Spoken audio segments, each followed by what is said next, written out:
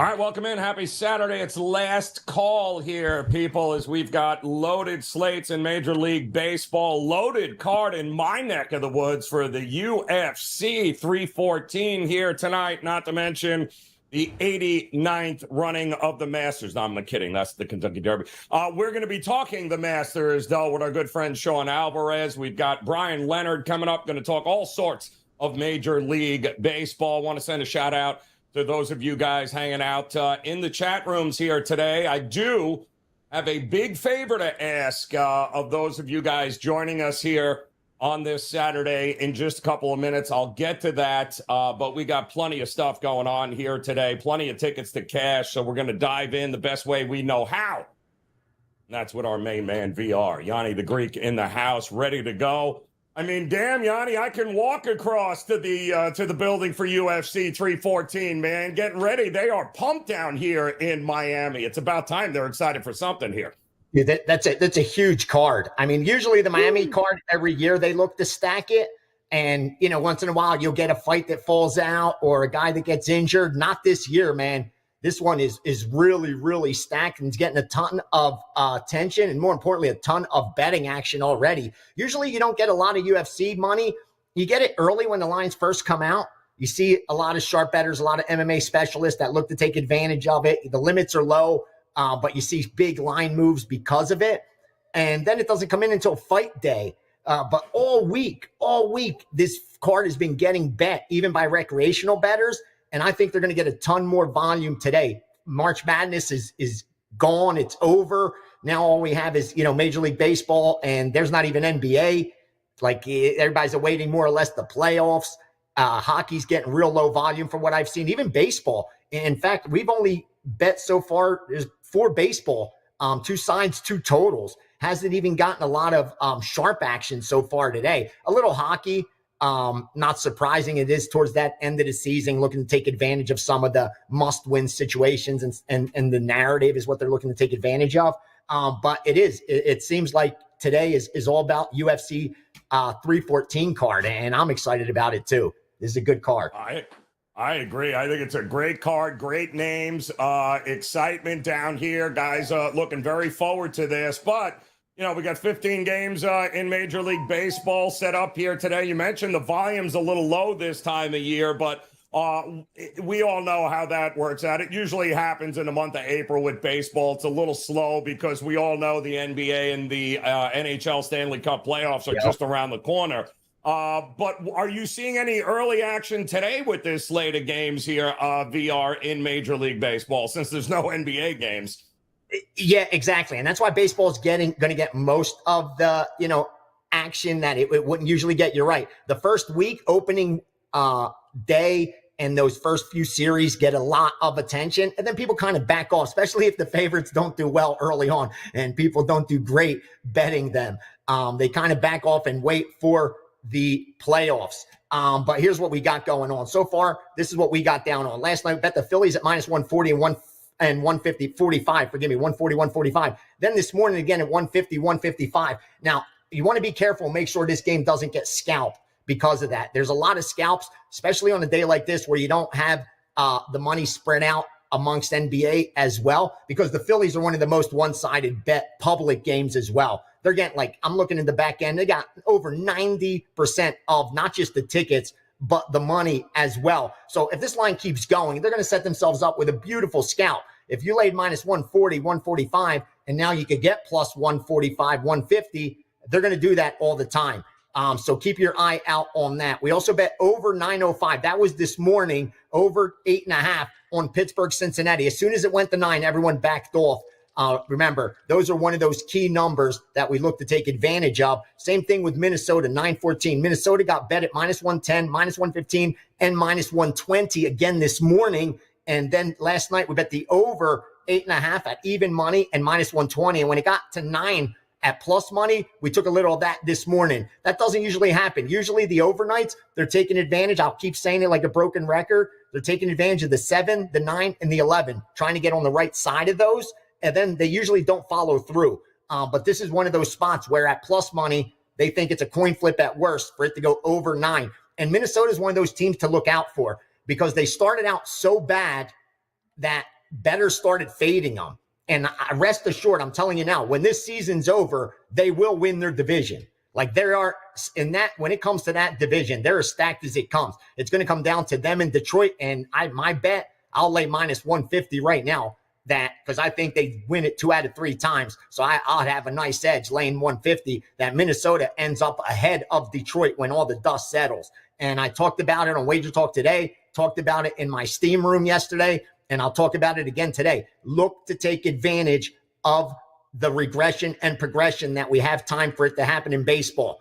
These teams that get out really, really hot, it's not sustainable. You're not going to be able to win 65, 70% of your games, 80% of your games that you see some of these hot teams that got off to that kind of start. Just like you're not going to also lose 20%, 80% of your games, 75% of your games.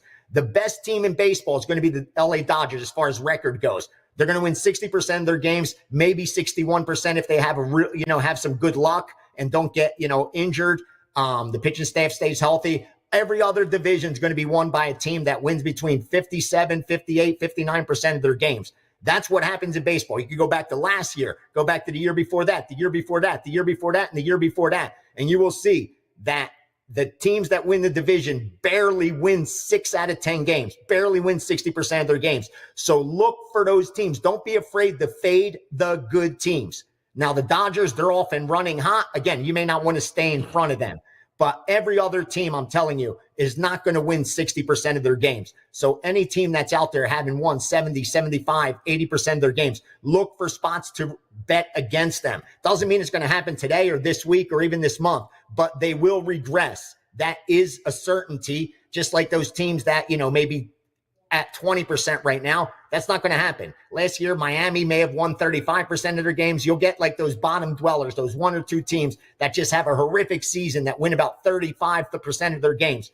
But every other team, even the last place team, gets to around 40. So the difference between first place and last place isn't as huge as you think. And the difference between first, second, and third and fourth is usually within like 5 percentage points. Like the first place team wins 58% of their games. The second place team wins 56. The third place team wins 55. The fourth place team wins 52. Like they're right there.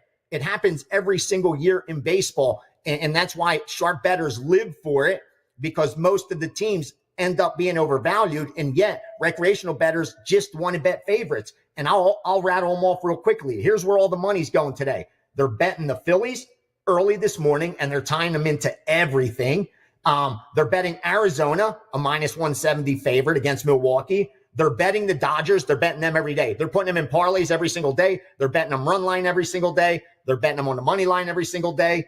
They're betting Boston also early, road favorite. Be cautious there. And Houston's getting all the money, and Seattle. Those teams are all one-sided. And no surprise, they're all favorites that have come out doing well. Don't be afraid to bet dogs. Do not be afraid to bet the dogs in baseball. You don't even have to hit 50% and you can make a nice profit, but you got to be prepared to throw more tickets out than you're going to cash. If you're not prepared for that and you're not built for that, then maybe, don't bet baseball, because if you're just going to bet favorites, you're going to get buried. Like I said, these teams will not win 70% of their games. They're not going to win 80% of their games. You can't go laying, 200 chalk every single day and think they're going to cash, because the Dodgers have been on that kind of streak.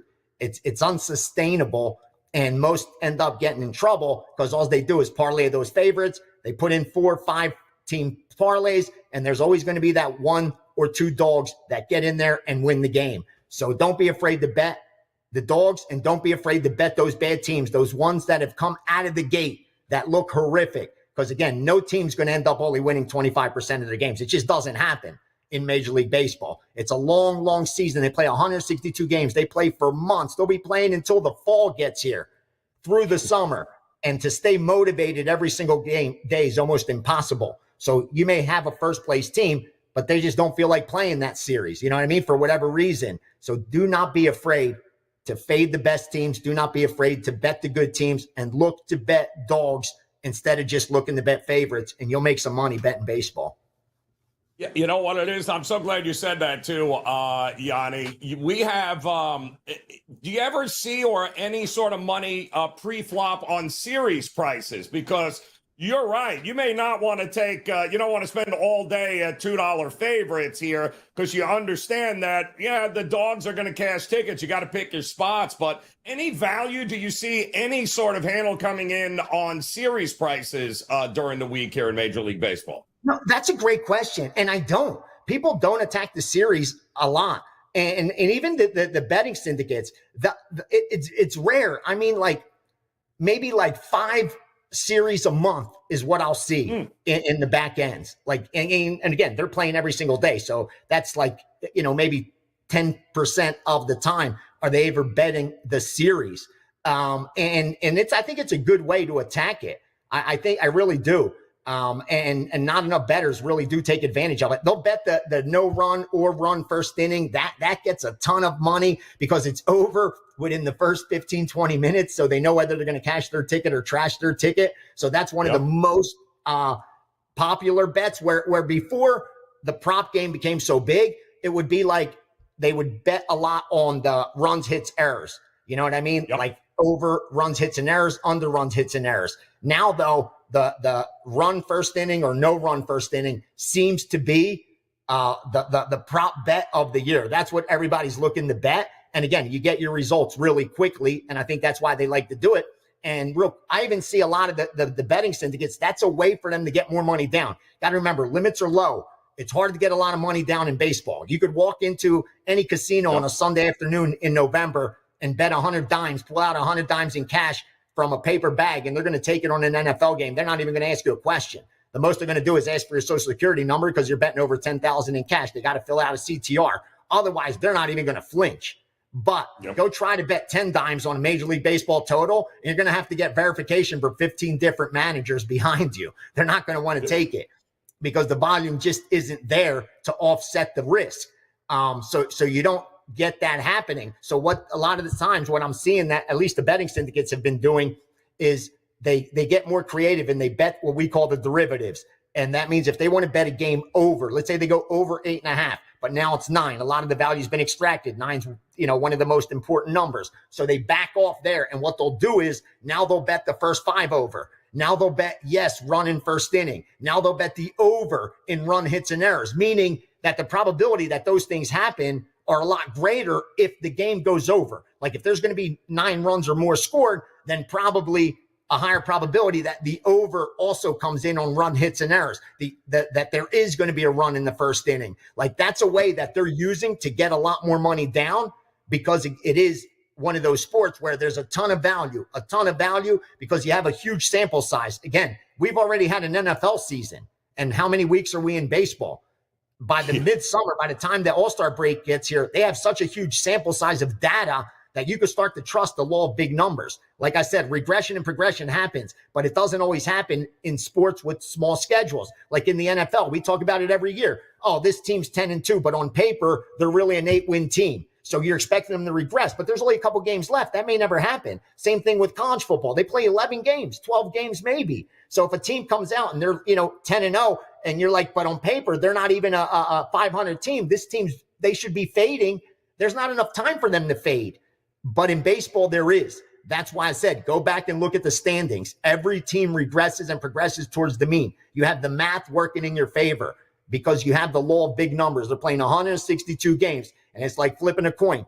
10 flips, you could get 8 heads and 2 tails. Flip it 162 times, and I promise you're going to be much closer to 81 and 81. 80 heads, you may get 75 and 83 or whatever, but it's not going to be where you get 70% of heads, 30% of tails. It's just not going to happen. That's the law of big numbers. So that's what's good with baseball. And there's other ways to take advantage of it. The props, like if you miss a number of going over or going under and you're like, now the value's been extracted, look at those derivatives. Look at the run or no run first inning.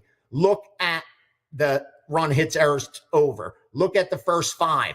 Those kind of props that if the game does go over or under, that's exactly what should happen. Love it. And baseball 162 game, season, the ultimate grind, guys. So it is definitely a marathon, not a sprint. VR, before we get you out of here, by the way, is there a steam room today? What do we got going on with you? No, we had it yesterday. We went off yesterday, a good 2-hour one where we covered the whole Major League Baseball. I was getting a lot of live bets throughout, a lot of college baseball. That's where the money is. I'm telling you, a college baseball, AAA baseball, there's just so much gold there. That's why every day, right now, I'm number one in baseball and at WagerTalk, and it's not because we're crushing Major League Baseball. I mean, we're up there as well, but it's because of all the college baseball that comes in every single day. That's what I get most excited about, that we've been crushing these college baseball totals like stealing. So hopefully that continues. So we had the steam room yesterday, but Tuesday will be class number 4 of blackjack. And this is where they start becoming the favorite. This week they already learned how to count, how to turn a running count into a true count. And this week they learn how to bet size correctly, how many units they need, how to bet based on what the count is. Like now they start to get really dangerous where they could walk into any casino and feel confident they're the favorite. I told them by the 5th class, you will be the favorite. And so far, they're really learning well and quickly. I could just tell by the questions. The whole class is like up to speed, and they're there, man. They're like 2 classes away from being able to walk into a casino, know which tables to look for, know what decisions to make, and know how to bet size. So I'm really excited about this class coming up on Tuesday. But today I got UFC. I got a 5% going.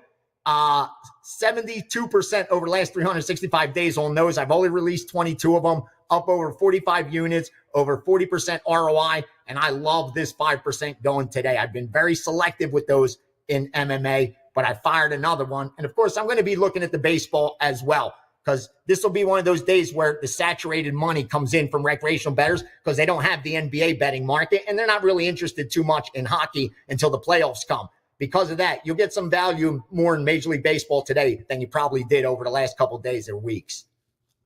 Love it. There is a lot going on here today, but you want to make it profitable, guys, just head over to Gianni's page now over at WagerTalk.com. Hop on board. Make sure you visit his page. It's not too late to become part of the steam room. And, of course, that blackjack course, I've heard nothing but amazing things, Gianni. So great stuff there, brother. Good luck today. Keep crushing it. We appreciate it as always. We'll see you during the week on Wager Talk today. All right, shout out to the chat rooms. Let's run this down here, Dan. Chaz Stokes in the house. Good to see you. Rob L. Michael Fellows here. Rochester Johnny. God damn it, looking on the back of milk cartons for you. Where you been, my man? 31 Buttons is in the house. Titan CT. David Havley. I love David. Looking forward to tonight to having a million Woodfords and to scream at the television in front of his wife's family like a homeless man looking for crack. Listen, we can do better than Woodford, my man. 2 words, whistle pig. You'll thank me later. We got more on UFC. We've got more on Major League Baseball coming up for you guys as Brian Leonard is going to hop in the hot seat and answer any questions on any games that you guys have coming up here today. We're also going to talk Masters in just a couple of minutes here as the leaders won't tee off until this afternoon. Still opportunities to hop in on the Masters. Sean Alvarez will stop in and give us the update there. All right, let's go to the risk room if we can. Andrew Babakitis coming in here from the Westgate. And this is a, you're on the other side of the country. I'm in Miami, so we're looking forward to this UFC card here tonight, Andrew. What are you guys seeing right now? You seeing a lot of handle? You seeing a lot of last-minute bets? What's going on? Yeah, this is an awesome card, obviously. Jealous that you're in Miami for this one. We only get a few of these a year. So, yeah, the handle's been terrific so far on this card. We'll start off with the main event, Volkanovski versus Lopez. We opened up the fight, Volkanovski minus 160 at the beginning of the year. Right away, we were taking some heavy handle on that Diego side, on that dog side, multiple 5-figure bets. The price went all the way down to a straight pick of minus 110 both ways. But this week, there's been a ton of Volkanovski money. The price is going right back up to where we opened the thing at. We're sitting minus 150 here in Vegas. So it's been a real fun fight to book because there's strong opinions on both sides of the fight, really sharp handle on both sides of the fight. So that's been an easy one for us to book so far. The co-main event's been another fun one. We opened that one at minus 110 on both sides at the beginning of the year as well. and the money has been coming in pretty heavy on Patty so far. You can kind of see some places are up to minus 170 now on Patty Pimblett. We're sitting minus 160. But this is another one where we're getting some good Michael Chandler money as well, for sure. I love it. I'm also seeing, it's interesting here, Silva and Bryce Mitchell. Bryce Mitchell, not exactly a fan favorite here as of late, but I saw this as much as a $3 favorite for Silva earlier in the week, and now I'm seeing all the money's come in on Mitchell here. Are you seeing any action on that fight? Yeah, no, you're absolutely right. We opened this thing, Gene Silva minus 320. Right away, we were taking some heavy handle on Bryce Mitchell from some respected bettors at the book, plus 260. You're not really seeing that price anymore. Like, as you said, it's already moved about 100 cents on that plus money side. We're sitting plus 170 on Bryce Mitchell now. So, but as of the last couple days, as the price has shifted so much, we have been getting some Gene Silva money more at that $2 price range. So, man, this card has been a lot of fun because, like Johnny said earlier, usually you don't see this much handle on these UFC cards. So, from top to bottom, there's a lot of sharp action, a lot of close lines, not too many long money lines other than the Chase Hooper price. But yeah, this has been a real fun card to book. This is great. Can anybody at the Westgate explain to me, why is Jim Miller still fighting? Just asking. I mean, there's like laws in Florida about beating the crap out of the elderly here. Like, I do not understand why this man is on the card at 41 years old is beyond me. Question coming in from the chat, though, if we can, Andrew. It is, I believe David wants to know, what fighter does the book need the most? And who is it that you like the most here tonight? What's your eye going to? Yeah, so I would say this card in particular, there's been a lot of sharp action on a lot of the dogs. So at the beginning of the week, usually me and a few of the guys who are real into the UFC will go over the whole card, kind of give our opinions, break down our thoughts on the card. But it's always nice to be reassured by the sharp customers. That's usually what we're booking to need. If we're getting big handle from these sharp guys, we want to win with them. We want to gain their trust to put big wagers in with us, and we want to win with the smart guys. That's kind of our job, right? So there's been sharp action on Pitbull within the last couple of days. A lot of these dogs we're going to look to end up needing. So in particular, if I had to choose one fight that I like the most, I would probably say, oh man, I'm riding with Volk. I know that's a favorite, but to see the price go down to a pick and a lot of the sharp money come in on Volk this week, I'm riding with Volk to get his belt back this week. Yeah, I like him too, especially if he gets out of that first round, it's over for Lopes, that's for sure there. All right, how about across the board, Andrew? Major League Baseball, Masters action, you seeing anything that's pushing the needle here today for you guys? I know we got some guys that are, degenerate golf gamblers at the book. They love some golf. So, yeah, it's going to be on all the big screens today. I know NBA is winding down. We got, one day left tomorrow for the NBA. Yep. But, yeah, I mean, golf today is going to be a big thing along with the UFC. I don't have too much to give you guys until I'm at the book for the golf side. But, yeah, UFC, this is a big day. And if you guys are looking to stop in, we're doing a reduced juice on the main event. So today would be a good day to get in on that fight if you're interested in that fight.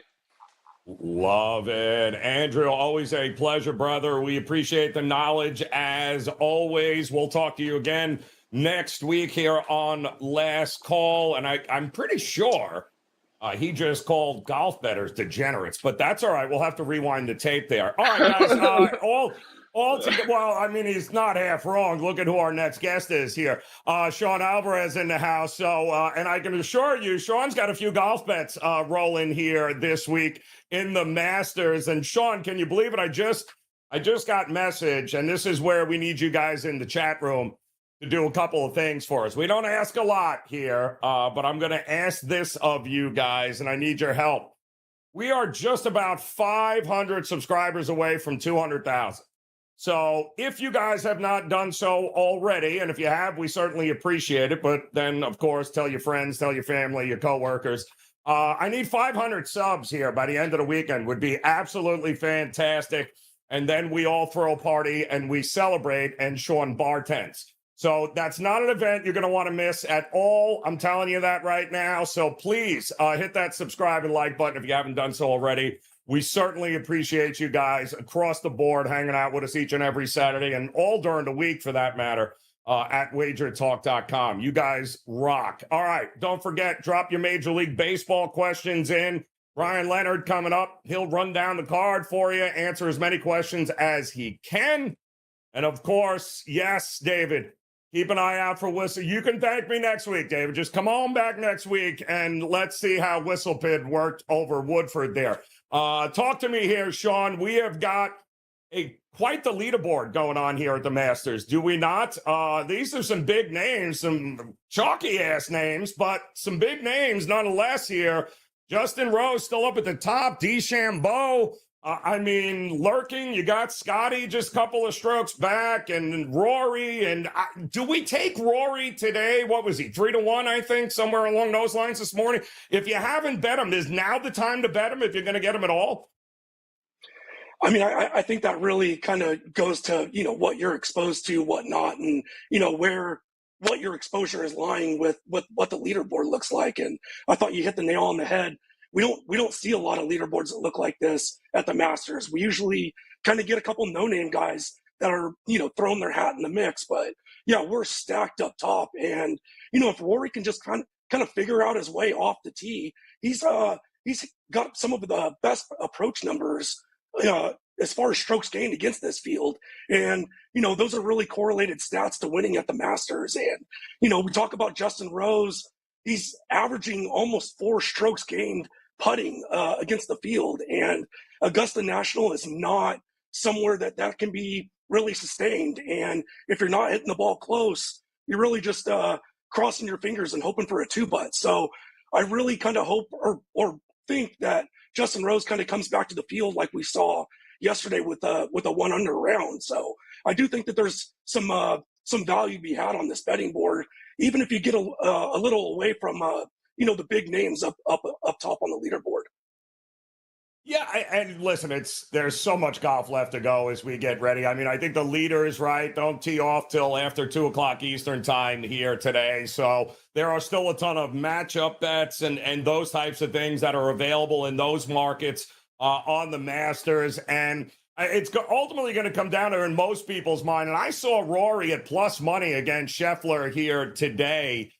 And it just feels like Rory's in better form than what Scotty. Scotty feels like he's still trying to figure some things out. He knows the course better than anybody, but he's still overvalued as far as I'm concerned. I mean, Rory at plus money on a head-to-head for round 3 seems like it's worth taking a stab at, no?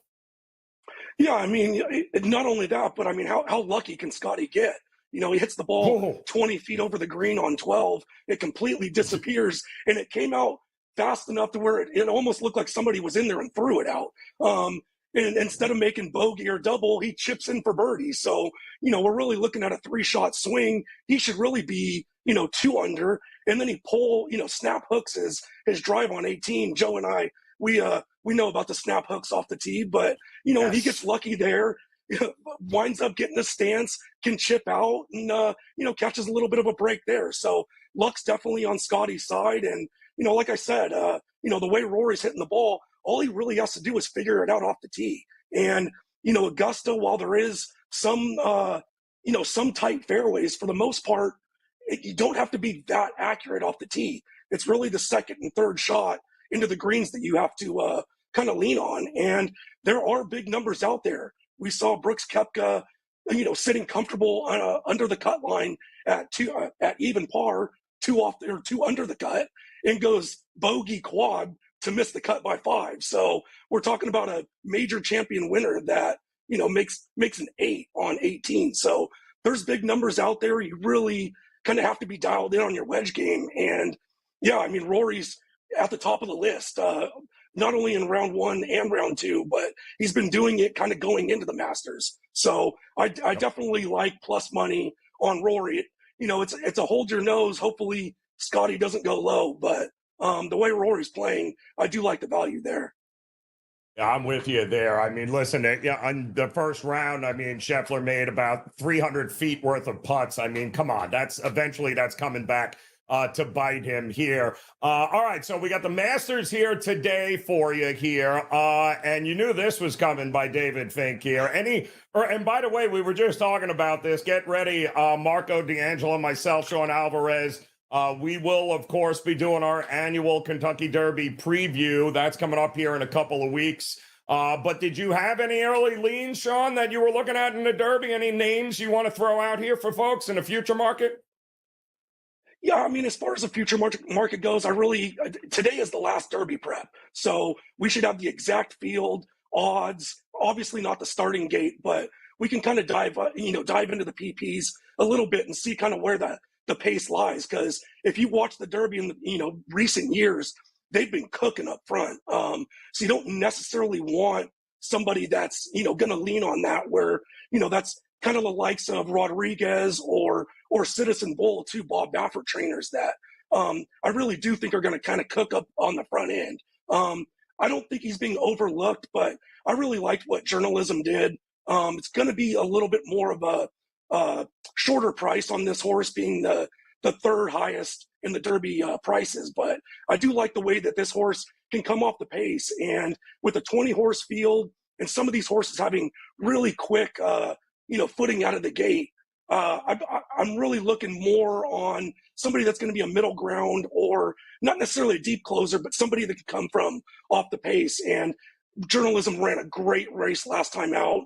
Obviously, maybe needs to step up a little bit from there, but even if he can replicate that effort in the Kentucky Derby, I think he's going to be really, really tough to beat for Michael McCarthy.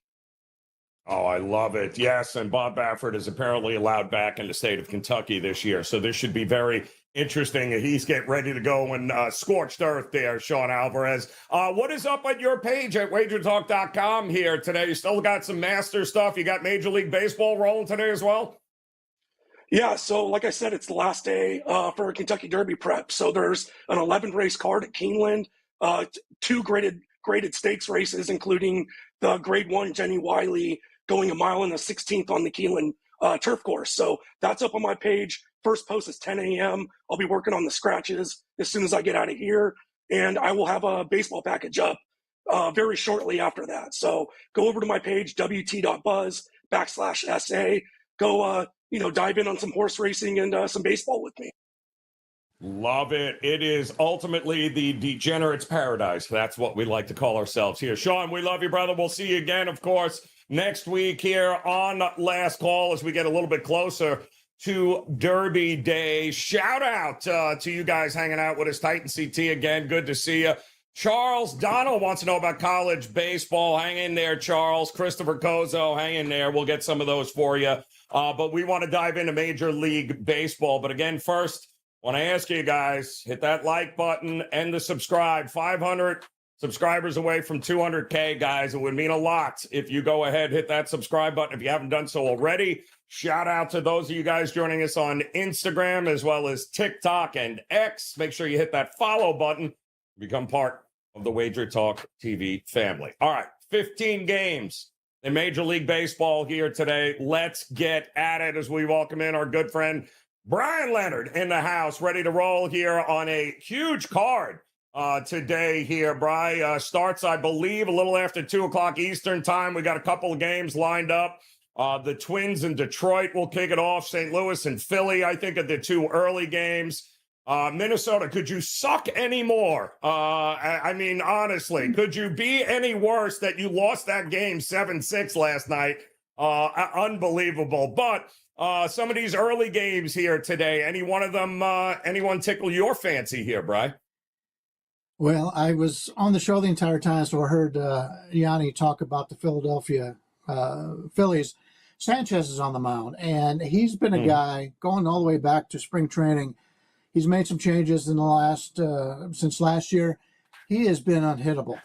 and you're going up against Mikolas for St. Louis, who's a guy who he's an innings eater, but he's not a good innings eater. And it's getting to the point anymore when we call somebody an innings eater, it's basically a veteran who isn't very good anymore. I'm not willing to pay the current price on Philadelphia. I'm seeing as high as 170 at DraftKings, but that's the side I would prefer in the early game. Maybe play St. Louis team total under. I think that's probably a better way to take a look at this because Sanchez has just been terrific. St. Louis has basically got the same offense as they had last year. Last year they were terrible. This year, in the small sample size, they're great. I am tend to believe in longer sample sizes. So I think Philadelphia and their pitching staff will do a really good job here in that early game against St. Louis. Yeah, feels like a Phillies team total in play here as well, bro. I mean, Miles Nicholas has been he ran out of steam last year. He was getting crushed. He's getting crushed early this year, and you got to think Philadelphia with a good night's sleep is going to come back and even the score here against St. Louis. But that brings up a good question because the other team that they had to play into the middle of the night because of that rain delay was Atlanta. And it didn't work out well for them having to go to Tampa yesterday as well. So do we look for bounce backs with these teams here today? I don't know about Atlanta. A.J. Smith-Shawver, a couple years ago, he came up and he was highly touted. But now that we've seen a lot of his numbers at the major league level, he's an average pitcher. He's not one of their guys that they're looking to promote as the season goes on. But they need somebody to come in because they have been so lousy pitching-wise so far. Going up against Rasmussen, I really like Rasmussen. When he's healthy, he is excellent. He's probably a top 30 pitcher in Major League Baseball when healthy. The news out of this one is the wind is blowing out, and we've heard this all off season. It's basically a Yankee Stadium clone out in Tampa. The wind blows out to right field, and it's a short right field. Well, the wind is blowing out to right field today from left to right, from home to right. So I gave my clients the over in this one. It's 8.5 right now, going up. I'm seeing it up to 120 right now on the over. This Atlanta offense is too talented, and they've got a couple guys back now from injuries. I think they'll have more success, but I think Tampa Bay will also have a lot of success against Smith-Shawver in this one. I played the over. Yeah.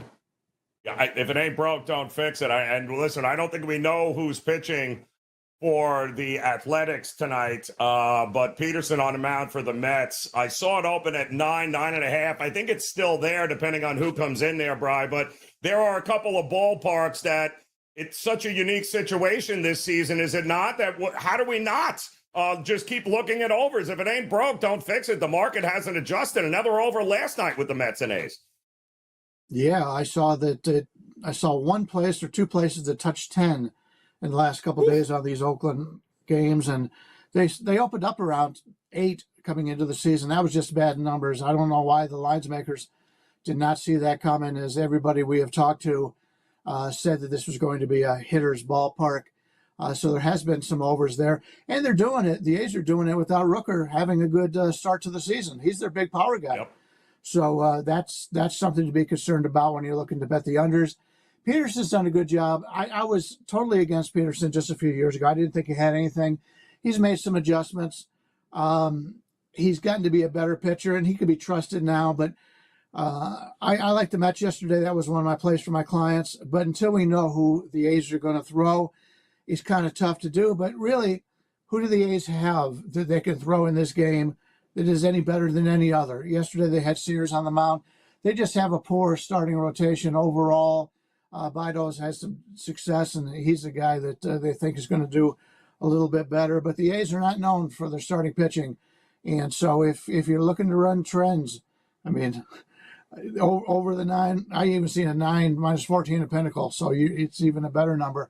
So play that over 9 and play it until you get beat a couple times. It's a lot of times it takes a while for the lines makers to catch up, and it's sure taken them a long time this season. I agree 100%. We saw, I know a question came in there, Titan CT, Brewers Diamondbacks, and of course, I believe Corbin Burns on the mound for the D-backs coming off an outing in which he just got lit up last time out. But he is at home.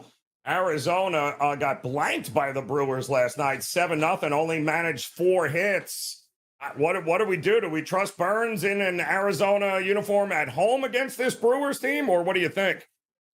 Yeah, I think Corbin Burns right now is one of the most overrated pitchers in Major League Baseball. Didn't like him coming into the season. Last year, he wasn't very good.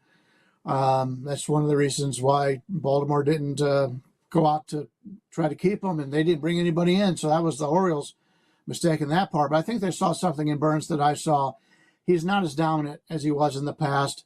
Don't want to lay that kind of number with him. Patrick is a guy from Milwaukee who they just brought in as a spot start. He didn't think he was ready to pitch in the majors, and he's been really good after 2 starts. Now, I see this a lot of times with lefties coming down up from the minors that they have get off to a nice start. He's a righty, so he's done very well. I don't know how long we can count on that.